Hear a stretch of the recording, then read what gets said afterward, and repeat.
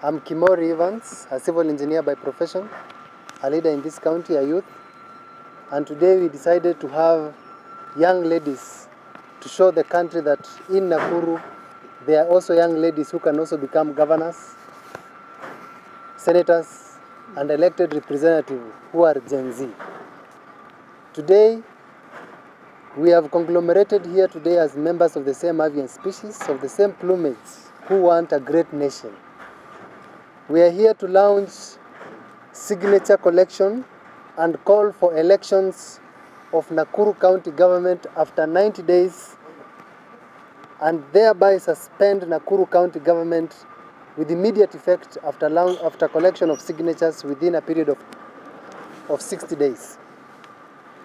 The topic here is Nakuru leaders have failed the people. It's time to hold them accountable. The people of Nakuru deserve responsive, transparent, and accountable leadership. Unfortunately, the current state of governance in Nakuru County paints a disturbing picture of neglect, collusion, and failed oversight by the County Assembly. On March 20th, 2025, the people of Nakuru, through a formal petition by the people of Nakuru, led by Engineer Kimori himself, yours truly, demanded that the County Assembly summon the Governor of Nakuru or her representative to explain her prolonged absence from duty and clarify who is running the county. This she did not do, she did not confirm, she gave the people of Nakuru a cold shoulder. To date, the County Assembly has failed to act on this petition. This is a direct violation of their constitutional mandate. Instead of exercising oversight, our elected MCAs have chosen to join hands with the executive, abandoning their duty to hold the county government accountable. As power struggles intensify between the county secretary and the deputy governor, they have left the people of Nakuru without leadership, clarity, or direction. This is a clear show of total disregard of the people and the Constitution. Meanwhile, Nakuru County Assembly has refused to demand answers on these critical issues. The continued closure of War Memorial Hospital, which has been serving the residents of this county and the Kenyans at large since 1906. This is a total disregard of the people of Nakuru, and we demand immediate shutdown of Nakuru County government, and we go to elections after 90 days. The mysterious case of a missing child, baby Mercy Chepngeno, who disappeared mysteriously from the morgue of County Referral Hospital. Imagine the parents of that child are deaf, so you can imagine the trauma they are going through.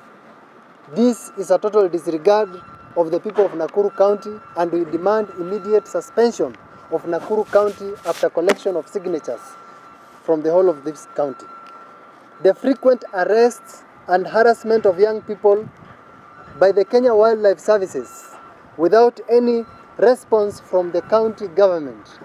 This is a total disregard. Giving an example is the case of Brian Odhiambo, who up to now has not been found. The DCI recommended a charge of abduction to commit murder, which the county government of Nakuru has never stated anything. This is a total disregard of the people of Nakuru and the citizens of this county.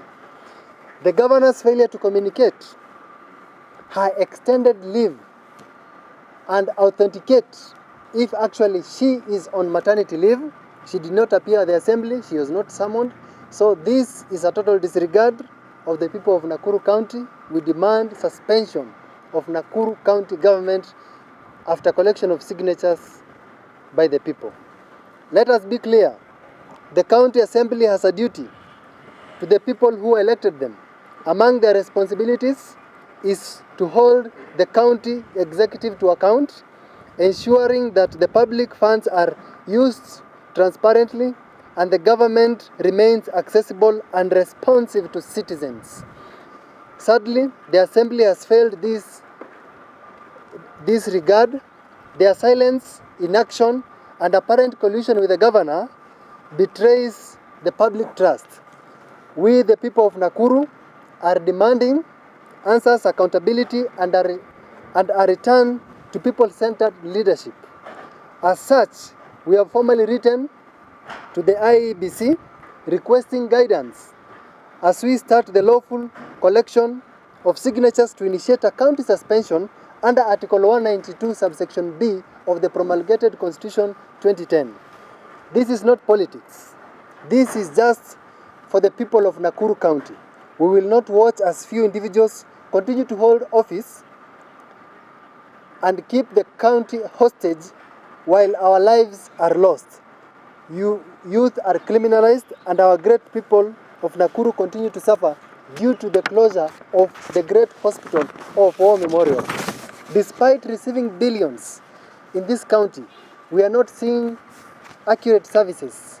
Hospitals are being closed, and in fact, we welcome the Auditor General to expose the report if War Memorial Hospital is continuing to receive money, yet it has been closed. The very communities that voted in these leaders remain neglected.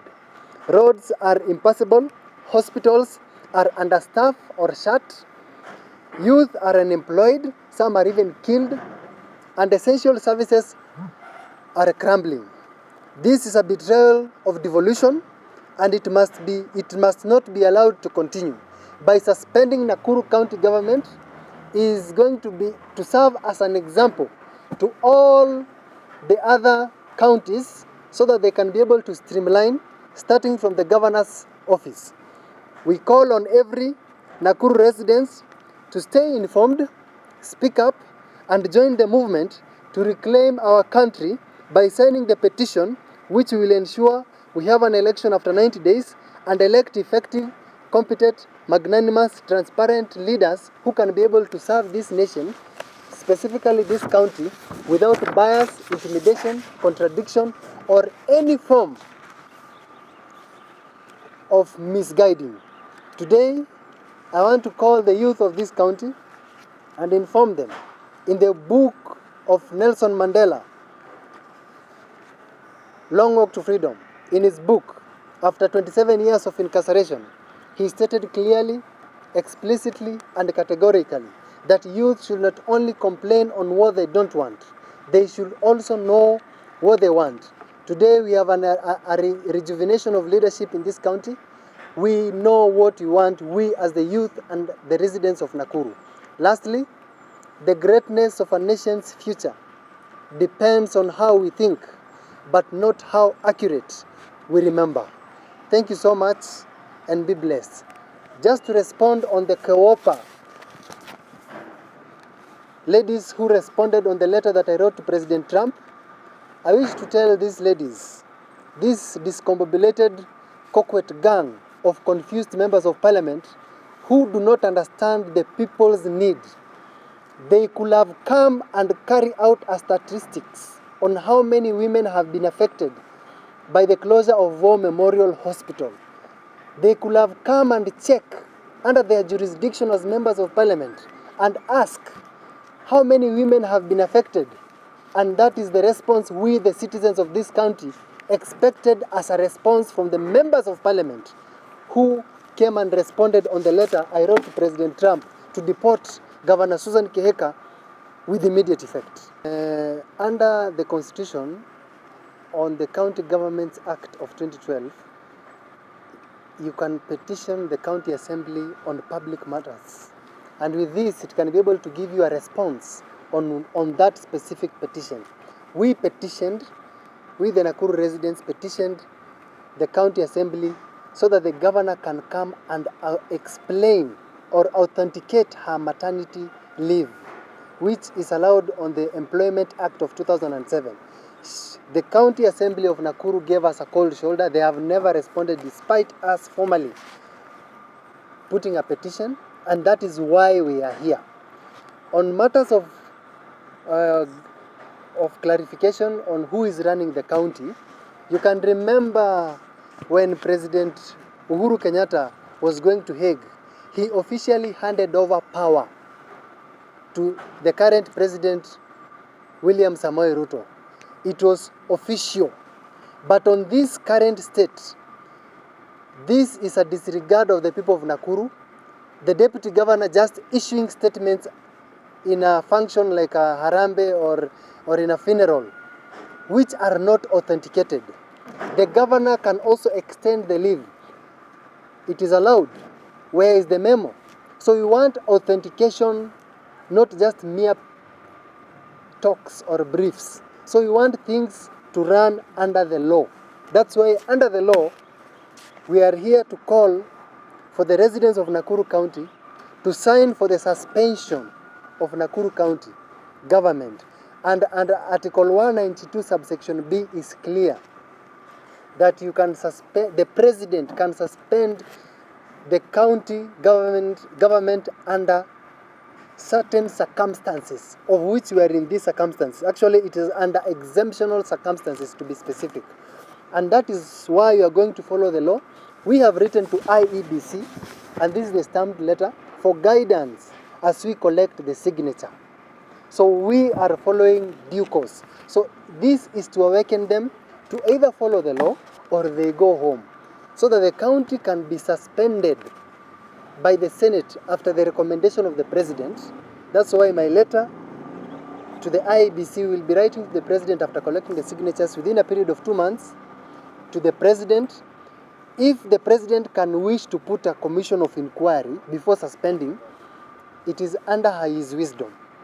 So today we are following the law under Article 192 subsection B to collect signatures first, then petition the President to suspend the county, so that we have fresh leaders who can be able to serve the leaders under my press statement as competent leaders, magnanimous leaders, and leaders who can be effective to the people in terms of governance.